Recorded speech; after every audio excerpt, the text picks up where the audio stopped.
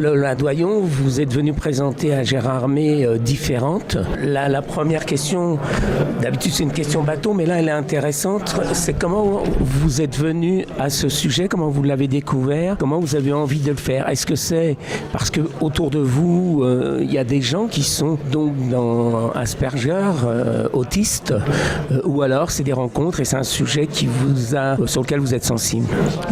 Disons que c'est plutôt le sujet, pour une fois, qui est venu à moi. Moi, j'avais l'idée effectivement d'écrire une histoire d'amour. Je ne savais pas comment, pourquoi, et on m'a proposé plusieurs projets qui touchaient, qui concernaient l'autisme, et je me suis demandé pourquoi moi, parce que j'ai pas. Alors c'était parce que ça concernait des enfants autistes. Donc sur les enfants, je comprenais, mais sur l'autisme, pas forcément. Donc je me suis renseignée, et puis en m'enseignant, je me suis rendu compte que je connaissais vraiment pas grand-chose. Et j'ai eu envie d'en savoir un petit peu plus. Et je me sentais pas forcément légitime, vu que j'avais pas forcément des gens très proches autour de moi qui étaient autistes. Et je me suis posé la question de ma légitimité. Et puis je suis tombée un peu par hasard sur cet autisme, cette forme d'autisme plus féminine, sans déficience intellectuelle, sur le spectre. Et là, je me suis dit oui, là il y a quelque chose qui me concernait, dans lequel je pouvais retrouver des choses. Il y avait un pont, en fait. Et là, je me suis dit oui, ça je veux bien parler d'une femme qui serait sur ce spectre-là, sur le spectre, et qui pourrait, comment l'intégrer dans une histoire d'amour. Et plus globalement, j'en arrivais à traiter de la différence et de comment on ne rentre pas forcément dans les codes. Mais alors, je lisais que c'était un autisme caché. Là, c'est pas forcément un autisme caché, c'est un autisme pas découvert. Et alors, l'autisme féminin, finalement, est moins mis au jour, peut-être, que l'autisme des garçons. Disons qu'il y a une forme d'autisme encore. Faut faire attention, c'est pas une généralité, c'est pas toutes les femmes autistes, effectivement. Là, c'est vraiment. Là, je parle d'une forme d'autisme spécifiquement féminine. Les hommes aussi, il y a des hommes aussi qui sont dits anciennement Asperger, mais effectivement, il y a apparemment chez les femmes une grande capacité d'adaptation, de camouflage, d'adaptation qui fait que beaucoup de femmes ne sont pas diagnostiquées, ne se savent pas autistes.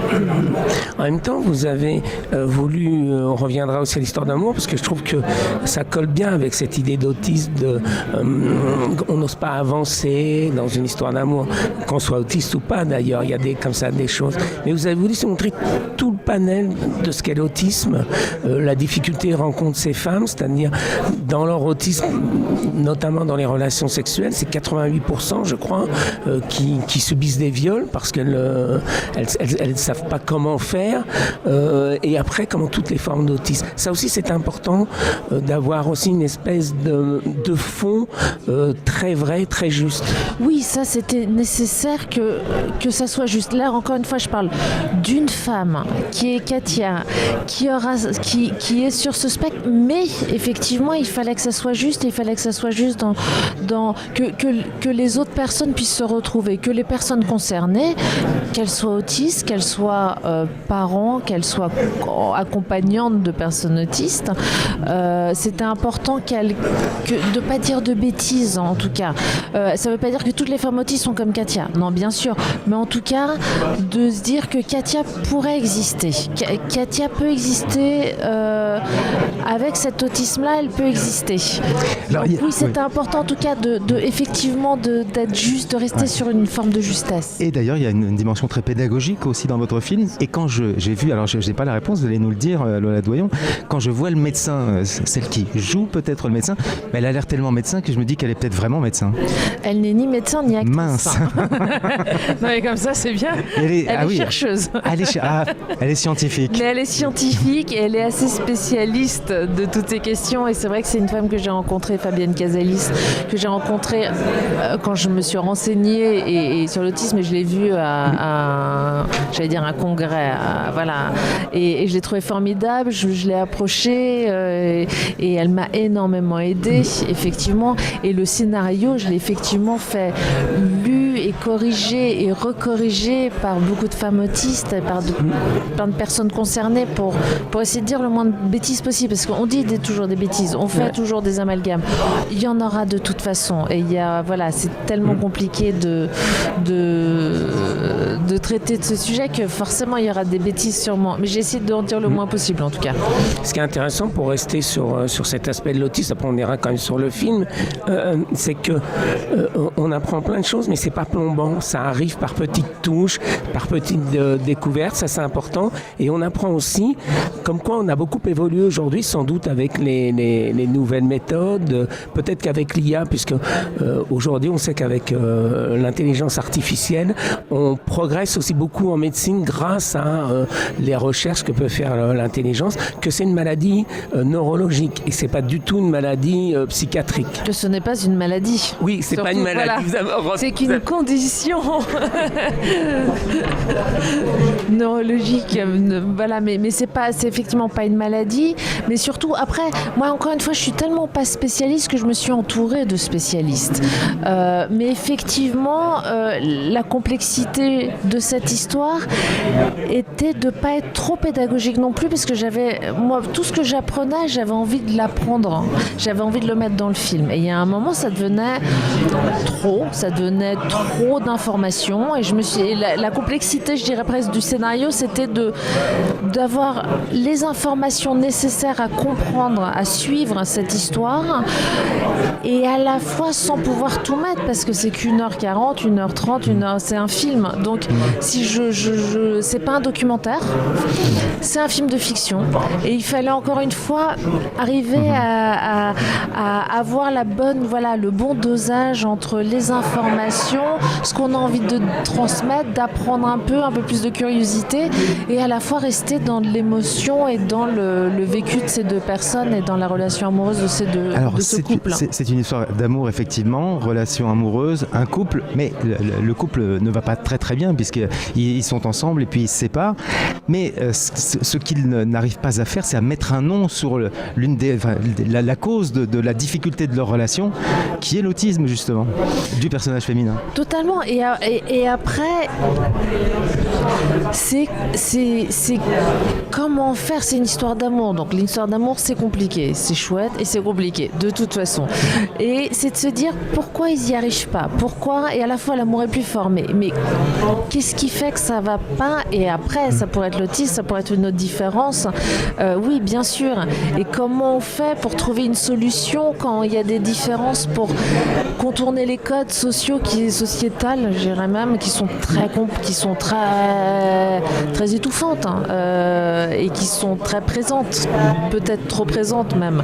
Donc comment s'en affranchir un petit peu, comment s'affranchir de ces codes pour vivre son histoire, et comme chaque individu le veut, parce qu'on ne peut pas rentrer dans, encore une fois, autisme, différence, on peut ne pas rentrer dans les codes et vouloir vivre son histoire d'amour à sa façon. Mais d'autant qu'au début,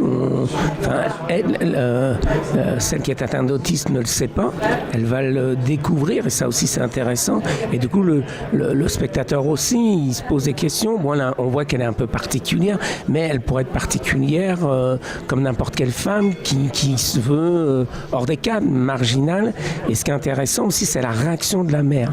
Ça, je trouve que c'était important de le mettre. Ça, c'était aussi important qu'elle ne le sache pas au début et qu'on le découvre au fur et à mesure, et aussi la réaction de la mère, qui est assez dure d'ailleurs. Oui, de toute façon, c'est vrai que je dirais qu'on a tous des particularités plus ou moins grandes, plus ou moins évidentes, visibles, non visibles. Oui, il fallait que ça se voit sans que ça se voit non plus, sans qu'on puisse mettre un mot évident dessus. Et effectivement, la mère, je trouvais ça intéressant. J'ai entendu beaucoup de personnes autistes qui parlaient de la complexité d'un membre de leur famille, souvent les parents, ça peut être le compagnon, ça peut être des frères et sœurs. En tout cas, les parents me paraissaient intéressants et d'être dans ce déni. Et je me suis dit, je voulais pas juste en faire une mauvaise mère. C'est pas ça le principe. C'est de me dire pourquoi elle réagirait comme ça, pourquoi les parents réagissent comme ça, pourquoi et pourquoi on peut se sentir coupable en tant que parent si tout d'un coup on n'a pas vu ce que notre enfant a, ce que notre enfant est. Donc oui, le déni est sûrement une des solutions, mais voilà, c'était que je voulais vraiment réfléchir à ce déni-là.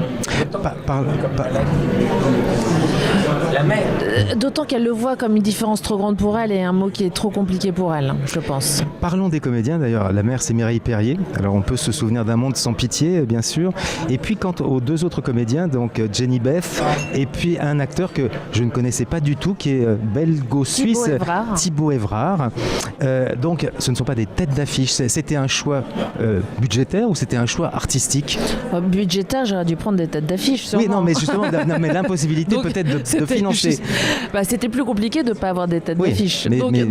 Mais c'était un choix, bien sûr, c'était un choix de ne pas me poser la question, en fait, de choisir les personnes qui convenaient le mieux à ce rôle. Donc c'était pas me poser la question de tête d'affiche ou pas tête d'affiche, de me dire qui serait la bonne Katia, qui serait le bon Fred. Et en faisant un casting, il fallait trouver une actrice qui ne joue pas à l'autisme, une actrice qui puisse interpréter cette Katia, que ça soit juste, encore une fois, que ça puisse être vraisemblable. Et Jenny, je l'ai trouvée en faisant un casting, c'est la directrice de casting, mais en fait je me suis rendu compte, ce qui était fou, c'est que je l'avais déjà vue, Jenny, mais je la voyais pas comme je la voyais quand elle a passé le casting. Je l'avais vue dans les Olympiades de Jacques Audiard, donc avec sa perruque, j'avais pas reconnu, c'était quelques années auparavant, et elle m'avait tellement marquée, mais je me souvenais pas d'elle. Je me souvenais de son rôle, je me souvenais d'elle, mais j'avais pas fait la relation avec elle quand j'ai fait le casting. Et ça a été assez immédiat de me dire, mais d'où elle. Je me suis même demandé si elle était étrangère. Il y avait une façon de parler, une diction, avec beaucoup longtemps à Londres, mais une particularité, une singularité que j'ai adorée. Je me suis dit, oui, avec cette singularité qu'elle a, on va pouvoir travailler le personnage. Voilà. Et Thibaut, je l'ai, pareil, c'est la directrice de casting qui m'en a parlé en me disant, il faut que tu rencontres Thibaut. Et j'avais une de mes meilleures amies qui est directrice de casting, et quand je lui en ai parlé, elle me dit, il faut que tu rencontres Thibaut Évrard. Je me suis dit, bon, il faut vraiment que décidément que s'il y a deux personnes autour de moi qui me conseillent de rencontrer Thibaut Évrard, j'ai vu Thibaut, et effectivement, après c'était, je croyais en l'un, je croyais en l'autre, il fallait que les deux puissent fallait croire à leur histoire d'amour, donc fallait les voir ensemble. Et oui, ça a été assez immédiat. Je les ai vus une fois ensemble, et oui, après on a bossé, mais oui, ça a été évident. C'est un film aussi qui marche beaucoup sur le non-dit, sur ce qu'on ne dit pas, ce qu'on ne voit pas, comment on entend les choses. Alors, bien sûr, quand on est autiste, c'est important, et c'est un des éléments principaux, mais aussi vous l'avez mis en écho tout autour, avec la rédaction du journal, avec ses amis, avec les amis, avec même Fred, etc. Et sans cesse, il y a un ballet comme ça, qui est presque une danse. Ça a été facile à faire, parce qu'on sent que les dialogues sont ciselés, comme tout le film d'ailleurs, c'est une espèce de dentelle que vous faites.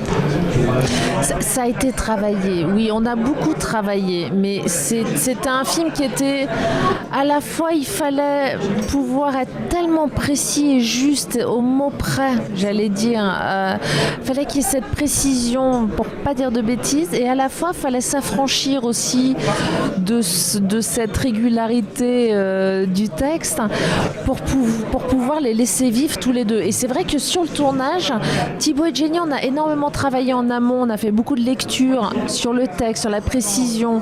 Alors il y avait la précision du texte par rapport à l'autisme, mais il y avait une précision du texte par rapport à ce qu'ils étaient, par rapport à leur personnage, qu'on a travaillé en amont. Mais sur le tournage, ce travail qu'on a fait en amont, c'est vrai que ça nous a laissé la possibilité, au moment du tournage même des scènes, de pouvoir essayer plein de choses, de continuer à travailler, comme un laboratoire, de se dire essayons ça, essayons d'aller trop loin, là c'est peut-être pas assez, essayons d'aller moins, donc on a vraiment, je pense que je suis tombée, j'ai eu beaucoup de chance de tomber sur 2 grands travailleurs aussi qui ont le plaisir du travail comme moi je l'ai, et on s'est beaucoup amusé parce que bon, c'est un film et malgré tout on joue, donc on s'est beaucoup amusé à travailler. Alors on joue justement, et il y a un côté un peu ludique dans ce passage. Vous lui avez donné un côté Rain Woman quand même à Katia, notamment dans la pratique et son apprentissage de langue régionale. Oui, parce que elle parle 7 langues régionales. Oui, pour aucune raison, par plaisir, mais parce que ça fait partie des intérêts spécifiques Alors je suis pas sûre que c'est pas forcément Rain Woman parce qu'elle est pas forcément dans tout, mais en ça, elle a un intérêt spécifique sur une chose qui est effectivement les langues régionales, et tout d'un coup il y a un plaisir, et tout d'un coup elle va donner beaucoup et se spécialiser dans ce domaine. Mais après voilà, elle travaille, et après elle a sûrement un goût un peu prononcé pour la recherche, voilà. Et justement, comment elle est rentrée dans le rôle de l'autiste?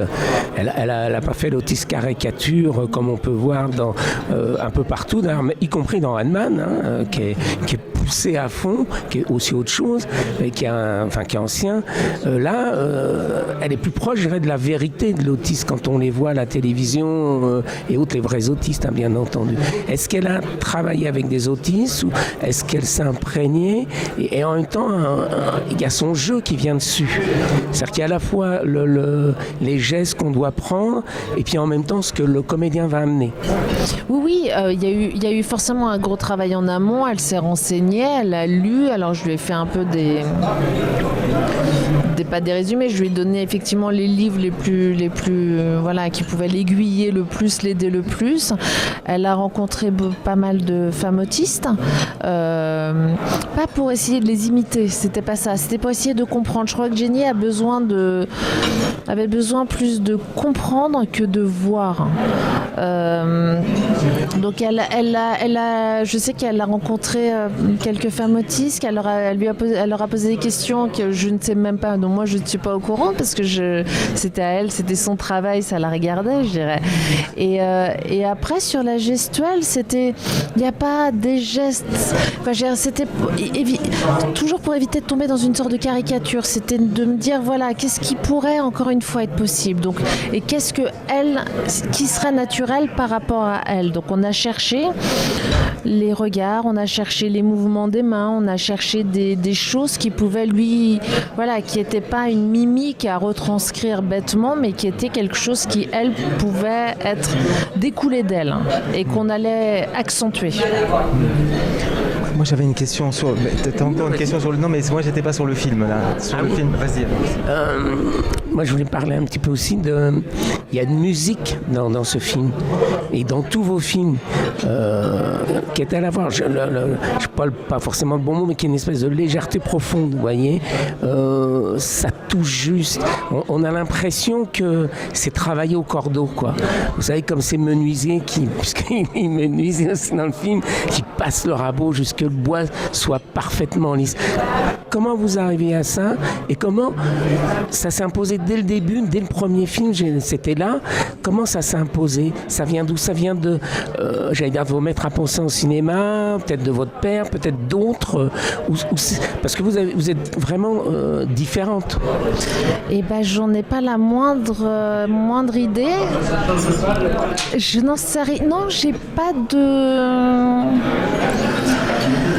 Je crois qu'à chaque fois, j'ai un travail différent selon les... Je n'en sais rien. Je n'ai pas vraiment de maître à penser. J'ai pas de règles. En fait, je crois que j'ai aucune règle qui m'en donne des énormes du coup, parce que j'ai l'impression que c'est infini et que j'ai toujours envie d'essayer d'être juste, à la fois de m'amuser, de pas dire trop de bêtises, à la fois de m'amuser encore un peu aussi et de m'amuser surtout beaucoup avec les acteurs et que tout le monde prenne du plaisir, mais qui est je serais incapable de répondre à cette question. Moi, je voulais vous poser une question un peu sur comment vous êtes devenue vous réalisatrice. Alors, votre papa réalisateur, votre maman Noël Boisson, j'ai regardé tout à l'heure, et c'est vrai qu'elle a monté les films de votre papa, et elle a monté pratiquement tous les films de Jean-Jacques Hano aussi, de Rapneau, et L'année du dragon de Michael Cimino aussi. Mais je suis même pas sûre. C'est marrant, c'est dans l'affiche. Je sais, j'ai ça en affiche, mais je sais même plus. Vous n'avez pas. Alors, vous avez Lola Doyon, grandi enfant entre les salles de montage et les plateaux de cinéma. Donc, votre voix a vraiment été tracée dès l'enfance. Et puis bon, vous avez joué enfant aussi dans les films de votre père. Oui, tracée, pas tracée, parce que justement, moi, j'ai pas vu le côté très glamour du cinéma au départ. Moi, j'ai juste vu du travail. J'ai juste vu 2 parents travailler tout le temps, ne pas être beaucoup là parfois parce qu'ils travaillaient, mais à la fois effectivement j'ai passé beaucoup de temps de vacances et de week-end et de mercredi après-midi dans des salles de montage et sur des tournages. Donc moi je suis arrivée plus avec j'ai vu la vision du travail et du travail d'équipe. Ah oui, et pas le glamour forcément. Ouais, non, quoi, si je le voyais, mais c'est pas ça qui me paraissait très important du tout. Et effectivement, il y a un moment, c'était tellement tracé que je me suis dit jamais je ferai ça, absolument jamais. Et à la fois, c'est compliqué. Oui, j'ai toujours aimé l'équipe. Au début, il y avait parce que après j'ai commencé dans le cinéma j'ai fait plein de métiers différents, assistante réal, assistante caméra, photographe de plateau, assistante monteuse. Voilà, j'ai fait beaucoup. J'ai été technicienne pendant 15 ans, on va dire, avant de me permettre de passer à la réalisation, parce que ça me paraissait un peu trop gros sûrement. Et est-ce que j'avais le droit, est-ce que je pouvais me permettre de... Donc oui, j'ai fait des courts-métrages pour vérifier que peut-être je pouvais y arriver, mais j'ai jamais eu l'idée de réaliser avant. Je pense que j'aimais ce travail d'équipe avec des acteurs, avec une équipe, j'adorais. Et tout d'un coup de me dire que quand on a une idée toute seule un jour et que cette idée on la travaille et que tout d'un coup on peut embarquer tout le monde et qu'on arrive à la faire exister, je sais même pas comment dire, c'est un bonheur inouï de partager ça, de pouvoir partager ça. Justement, pour rebondir sur ce travail d'équipe, c'est un film d'équipe, même plus un film qui il n'y a plus de comédien, il n'y a plus de réalisateur, il y a un objet, un sujet qui est le film, et c'est ça qui passe avant tout. Et aussi, je dirais même plus que film d'équipe, un film de famille. Alors je ne sais pas si la famille elle est dans les techniciens, dans certains acteurs que vous reprenez, mais même si c'est pas la même famille avec chaque équipe, parce qu'il y en a par contre qui les transportent de film en film, c'est toujours un film de famille, ce qui est plus puissant qu'une équipe, je trouve. C'est effectivement de toute façon, un film, c'est une équipe, c'est pas un réalisateur, c'est pas des acteurs, et une équipe, c'est tout le monde mélangé. C'est cette équipe large, on est tous ensemble. De partager ce même plaisir, ça c'est encore plus grand. Moi, je sais que j'aime pas être sur des plateaux compliqués, où il y a une intensité malsaine, c'est pas mon truc. Donc voilà, j'aime quand on est dans ce plaisir du travail. Par contre, j'aime beaucoup bosser. Mais donc, je peux être exigeante, effectivement, sur le travail, mais avec un plaisir de partage. Et ça me paraît nécessaire. Et effectivement, de famille, oui, parce qu'on se crée cette famille pendant un temps, pendant les quelques mois de tournage, pendant les quelques mois de post-production aussi, parce qu'il y a l'équipe de tournage, mais il y a avant, il y a pendant, il y a après, il y a quand le film sort, et de pouvoir partager ça, oui, ça fait effectivement, ça peut être une sorte de petite famille, je suis d'accord. Alors, il y a des scènes intimes, intenses, d'intensité très proche, forte, et vous en avez parlé lors de la rencontre tout à l'heure avec le public. Aujourd'hui, sur les tournages, on fait appel. Alors là, c'est une coordinatrice de scènes intimes. Ce sont toujours des coordinatrices, ou ça peut être des teurs aussi. Et je me demande quel est le diplôme pour être coordinatrice ou coordinatrice de scènes intimes. Il faudrait faire venir une coordinatrice pour... Mais je sais qu'elles en parlent. Quel est le profil? Je peux pas vraiment... Et là, il y en a quelques-unes. Alors, moi, je sais donc c'est après MeToo, ça. On est dans l'après MeToo. Oui, bien sûr. Et c'est mais ce qui me paraît très bien, c'est une scène d'amour, une scène d'intimité, c'est pas simple. Ça peut être simple pour certains ou certaines, ça peut être compliqué et c'est pas forcément femme ou homme, ça peut être compliqué pour d'autres. Chacun a sa pudeur.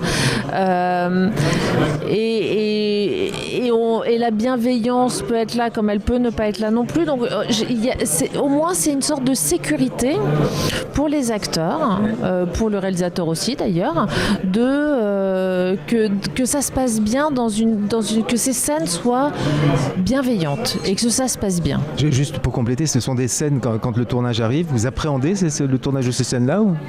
Alors moi pas du tout. Moi pas du tout parce que j'en ai déjà fait et que ça s'est toujours bien passé. J'étais avec 2 acteurs qui avaient déjà fait des scènes d'intimité et qui n'avaient aucune angoisse non plus et il y avait une bienveillance. Nous, ça se passait bien, mais on peut pas le savoir et puis on peut pas se dire c'est bienveillant et peut-être qu'un des acteurs ou des actrices ressent pas la même chose et ne peut pas le dire. Donc quand il y a une coordinatrice et peut-être qu'il y a des coordinateurs, je n'en sais rien, une coordinatrice d'intimité, la question se pose pas. Tout est réglé, tout est prévu, tout le monde a sa parole, a sa pudeur, tout est bien, ça peut pas mal se passer. Ouais. Voilà. Et puis, ce qui est intéressant aussi, c'est que c'est souvent des films de genre que vous faites, au départ, mais où vous déconstruisez tout le genre. C'est-à-dire qu'on n'a pas le carnet vous savez, les étapes, là, comme dans la romance, ils se rencontrent, ils se séparent, et là, vous jouez avec ça, vous déconstruisez tout, comme un mécano que vous démontez, que vous remontez à votre façon. À la fois, c'est vrai que les films sont toujours très codifiés. Les films sont toujours très codifiés et on est toujours en train de jouer avec des codes. Il faut un début, il faut une fin, sinon on se fait chier. Et une histoire d'amour, si ça se passait que bien dès les 10 premières minutes, on ne sait pas trop quoi raconter pendant 1h30 derrière. Donc forcément, il faut que ça se passe mal. Donc on joue en permanence avec tous ces codes. Et vous les défaisez, j'en sais rien, peut-être que j'essaye. Ils y sont, mais ils ne sont pas aux endroits où on les attend. Vous avez démonté le mécano, puis vous l'avez remonté. Je le fais pas forcément exprès. J'en sais rien. Je le fais comme je peux. Et tant mieux si ça se fait comme ça. Ma dernière question, c'est plus une boutade. Ouais. Est-ce qu'en fin de compte, le réalisateur n'est pas un autiste ? Alors, pour la communauté, je ne le dirais pas. Mais on a chacun nos particularités, on va dire.